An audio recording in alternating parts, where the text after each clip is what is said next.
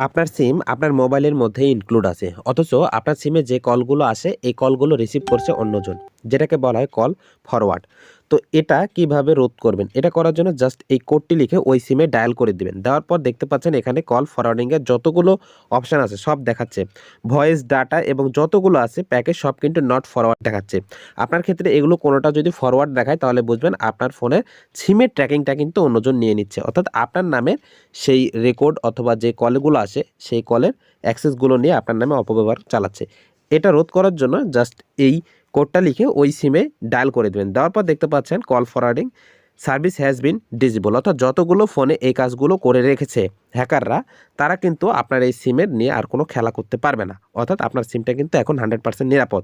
তো যাদের ক্ষেত্রে ফরওয়ার্ডিং এসেছে তারা জাস্ট এগুলো ডিসেবল করে নেবেন। তাহলে যতগুলো ডিভাইস থেকে আপনাকে ট্র্যাকিং করা হচ্ছে তারা কিন্তু আর করতে পারবেন না হ্যাকাররা।